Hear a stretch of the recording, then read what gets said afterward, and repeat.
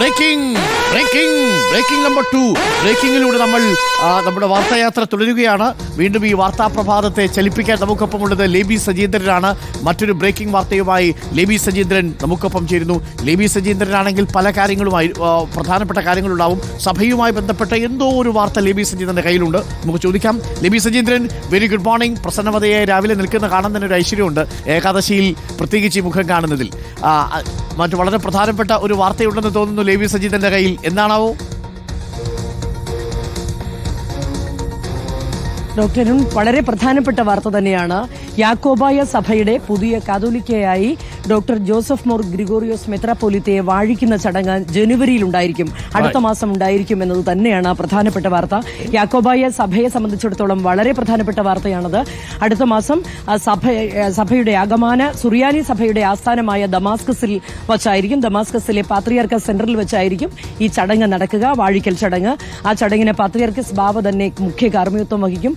ലോകമെമ്പാടുമുള്ള സഭയിലെ, സിറിയൻ സഭയിലെയും അതുപോലെ തന്നെ യാക്കോബായ ഇന്ത്യയിലെ സഭയിലെയും ഉൾപ്പെടെ 70ഓളം മെത്രാപ്പോലീത്തമാർ ചടങ്ങിൽ ഉണ്ടായിരിക്കും. അതിനുശേഷം ഇന്ത്യയിലെ സഭാസ്ഥാനമായ കേരളത്തിലെ പുത്തൻകുരിശിൽ വച്ചായിരിക്കും സ്ഥാനാരോഹണ ചടങ്ങ് നടക്കുക. ആ സ്ഥാനാരോഹണ ചടങ്ങിൽ ഇവിടുത്തെ മെത്രാന്മാരെല്ലാവരും പങ്കെടുക്കും. അത് വളരെ പ്രധാനപ്പെട്ട വാർത്ത തന്നെയാണ് യാക്കോബായ സഭയെ സംബന്ധിച്ചിടത്തോളം.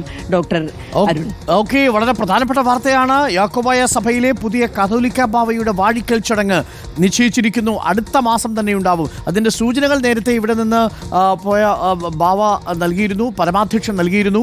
അത് എന്തായിരിക്കുമെന്ന കാര്യത്തിലായിരുന്നു സംശയം. ഇതാ ലേബി സജീന്ദ്രൻ പറയുന്നു, അടുത്ത മാസം 2025 ജനുവരിയിൽ തന്നെയാണ് പാത്രിയാർക്ക് ആസ്ഥാനമായ ദമാസ്കസിൽ വെച്ച് വാഴിക്കൽ ചടങ്ങ് നടക്കുക.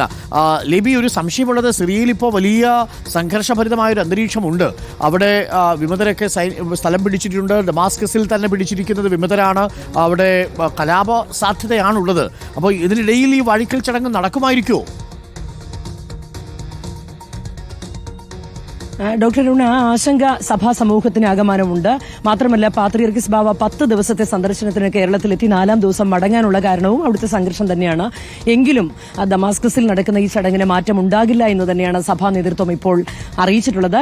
ഒരു കാര്യം കൂടി ഞാൻ ഇതിന്റെ ഒപ്പം ചേർത്ത് പറഞ്ഞുകൊള്ളട്ടെ. പുതിയ കാതോലിക്കയായി വാഴിക്കപ്പെടുന്ന ഡോക്ടർ ജോസഫ് മോർ ഗ്രിഗോറിയോസ് മെത്രാപ്പോലീത്ത സഭയുടെ തന്നെ ഇപ്പോൾ അറിയേണ്ട കാര്യം ഇതാണ്.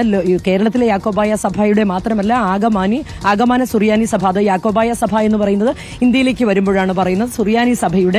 ആഗമന സുറിയാനി സഭയുടെ രണ്ടാമനായി, അതായത് പാത്രിയർക്കിസ് ബാവയുടെ തൊട്ട് താഴത്തായി വരുന്ന ആളാണ് കാതോലിക്ക ബാവ. ആ കാതോലിക്ക ബാവയായിട്ടാണ് ശ്രേഷ്ഠ ബസേലിയസ് തോമസ് പ്രഥമൻ കാതോലിക്ക ബാവയുടെ പിൻഗാമിയായി ഡോക്ടർ ജോസഫ് മോർ ഗ്രിഗോറിയോസ് മെത്രാപ്പോലീത്ത വരുന്നു എന്നുള്ളതാണ് പ്രധാനപ്പെട്ട കാര്യം.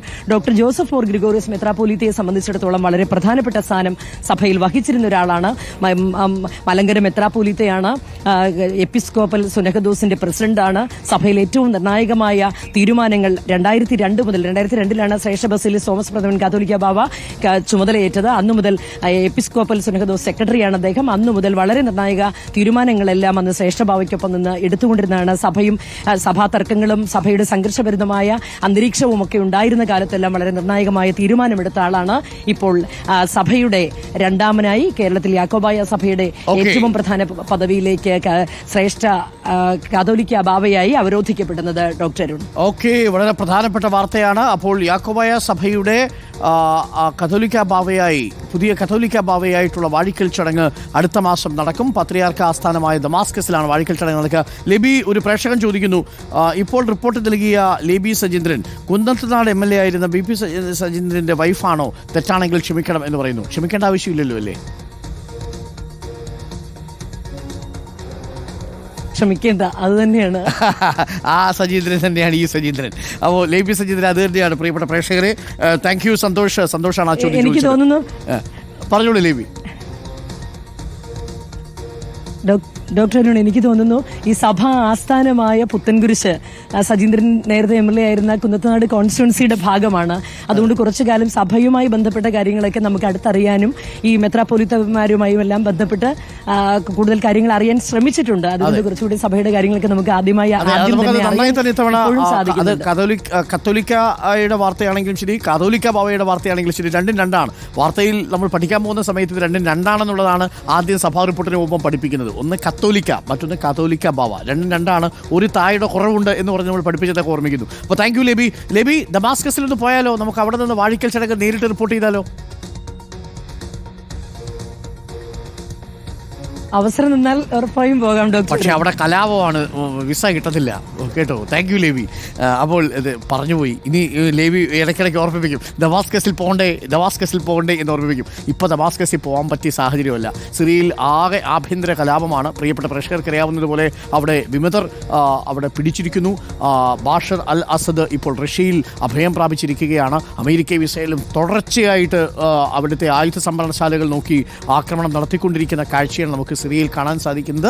അപ്പോൾ പ്രിയപ്പെട്ട പ്രേക്ഷകരെ, സ്ഥാനാരോഹണ ചടങ്ങ് പുത്തൻകുരിശിലും നടക്കും. ചടങ്ങുകൾ മഞ്ഞനിക്കര പെരുന്നാളിന് മുമ്പ് പൂർത്തീകരിക്കാനാകുമെന്ന് സഭാ നേതൃത്വം അറിയിച്ചു. ലേബി സജീന്ദ്രനെ നമ്മൾ ഡമാസ്കസിൽ വിട്ടില്ലെങ്കിലും നമ്മൾ കൃത്യമായിട്ടും മഞ്ഞനിക്കര പെരുന്നാളിന് മുമ്പ് നടക്കുന്ന ഈ ചടങ്ങിൽ പുത്തൻകുരിശിൽ നിന്ന് റിപ്പോർട്ട് ചെയ്യാൻ വേണ്ടിയിട്ട് നമ്മൾ അയക്കും. അതിന് പ്രത്യേകിച്ച് വിസയുടെ ആവശ്യമില്ലല്ലോ.